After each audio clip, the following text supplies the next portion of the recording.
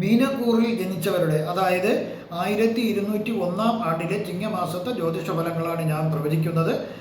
പൂരുരുട്ടാതി നക്ഷത്രത്തിൻ്റെ അവസാന കാൽഭാഗവും ഉത്രട്ടാതി നക്ഷത്രവും രേവതി നക്ഷത്രവും കൂടി ചേർന്നതാണ് മീനക്കൂറ്. 17/8/2025 മുതൽ 16/9/2025 വരെയുള്ള ഒരു മാസ കാലഘട്ടത്തെ പ്രവചനങ്ങളാണ് ഞാൻ നടത്തുന്നത്. ബന്ധുജനങ്ങൾ നിങ്ങളെ സഹായിക്കും. ഇതുവരെ സഹായിക്കാണ്ടിരുന്ന ബന്ധുജനങ്ങൾ നിങ്ങളെ തീർച്ചയായിട്ടും സഹായിക്കാനുള്ള സാധ്യത കൂടുന്നു. അവരെ കൂടുതൽ ആത്മാർത്ഥതയോടെ നിങ്ങളെ സുഹൃത്തുക്കളും സഹായിക്കും. അധികാര സ്ഥാനങ്ങളിലോ പൊതുപ്രവർത്തനത്തിലോ നേതാക്കളാലോ, അങ്ങനെയുള്ള ഈ രാഷ്ട്രീയ നേതാക്കളോ പൊതുപ്രവർത്തകരോ മറ്റുള്ള സാമൂഹിക നേതാക്കളോ ഒക്കെ നിങ്ങളെ പല ആപത്തുകളിൽ നിന്നും രക്ഷപ്പെടുത്താനായിട്ട് വന്ന് അവർ നിങ്ങളെ രക്ഷപ്പെടുത്തിയേക്കാം. തീപ്പൊള്ളലിൽ നിന്നും, അതായത് ഇലക്ട്രിക് ഷോക്കിൽ നിന്നും തീപ്പൊള്ളലിൽ നിന്നൊക്കെ നിങ്ങൾ അതിശയകരമായി നിങ്ങൾ രക്ഷപ്പെടാം. ചെറിയ പൊള്ളലോ മറ്റോ ഏൽക്കാനുള്ളൊരു സാധ്യതയേ ഉള്ളൂ. താമസിക്കാൻ വീടില്ലാത്തവർക്ക് സ്വന്തമായി വീട് വാങ്ങുവാനും, അല്ലെങ്കിൽ ലീസിനാണ് വീടെടുക്കാൻ ഉദ്ദേശിക്കുന്നവർക്ക് ലീസിന് വീട് കിട്ടുവാനും സാധിക്കുന്നു. മീനക്കൂറിന് പൊതുവെ മോശഫലങ്ങളാണ് കൂടുതൽ ആയിട്ട് കാണുന്നത്. ശത്രുക്കളിൽ നിന്നും പല ഉപദ്രവങ്ങൾ നിങ്ങൾക്ക് ഉണ്ടാവാനുള്ളൊരു സാധ്യത നിങ്ങൾക്ക് കാണുന്നു. സൂക്ഷിക്കുക. എല്ലാ കാര്യത്തിനും തടസ്സം വന്നേക്കാം. കണ്ണിലും ഉദരത്തിലും ചില വ്യാധികൾ, രോഗങ്ങൾ വരാനുള്ള സാധ്യതയുണ്ട്. കഠിനമായി ദേഹോദ്രവം ഏൽക്കാനുള്ള സാധ്യതയുണ്ട്. എന്ന് പറഞ്ഞാൽ വീഴ്ച വരാതെ നോക്കണം. വാഹനങ്ങളിൽ നിന്നോ അല്ലെങ്കിൽ നടന്നൊക്കെ ഇരുട്ടത്തൊക്കെ പോകുമ്പോഴോ രാത്രി എണീറ്റൊക്കെ പോകുമ്പോഴോ വളരെ ശ്രദ്ധിക്കുക.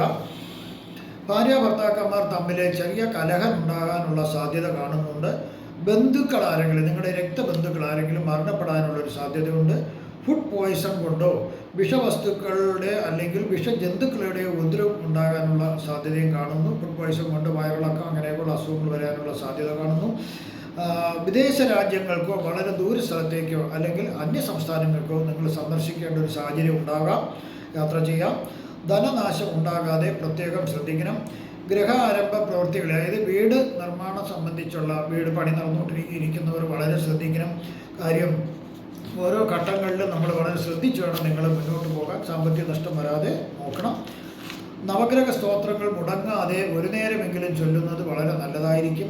ലക്ഷ്മി നരസിംഹ പൂജയോ ഹോമങ്ങളോ ചെയ്യുന്നത് നിങ്ങളാൽ കഴിയുമെങ്കിൽ അത് വളരെയധികം നിങ്ങൾക്ക് ഗുണങ്ങൾ ചെയ്യും. ദശാസന്ധിയും അപകാര ദശയും കൂടി പരിശോധിച്ചാലേ കൃത്യമായ ഫലങ്ങൾ പ്രവചിക്കുവാൻ സാധിക്കൂ. ഒരു വ്യക്തിക്കോ കുടുംബത്തിലെ മറ്റ് അംഗങ്ങൾക്കോ നല്ല ഗ്രഹങ്ങളുടെ ദശാസന്ധിയാണ് നടക്കുന്നതെങ്കിൽ നല്ല ഫലങ്ങൾ പ്രതീക്ഷിച്ചതിൽ കൂടുതൽ ലഭിക്കുന്നതിനുള്ള സാധ്യതയുണ്ട്. മറിച്ച് മോശഗ്രഹങ്ങളുടെ ദശാസന്ധികളാണ് അല്ലെങ്കിൽ അപകാര ദശയാണ് നടക്കണമെങ്കിൽ മോശഫലങ്ങളായിരിക്കും കൂടുതൽ ലഭിക്കുക.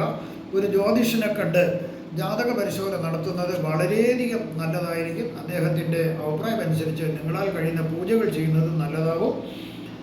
നിങ്ങൾക്കുള്ള ജ്യോതിഷപരമായോ വാസ്തുപരമായോ മുഹൂർത്തപരമായോ പൂജാപരമായോ ഉള്ള സംശയങ്ങൾക്ക് എൻ്റെ ഫോണിലോ വാട്സപ്പിലോ ബന്ധപ്പെടുക.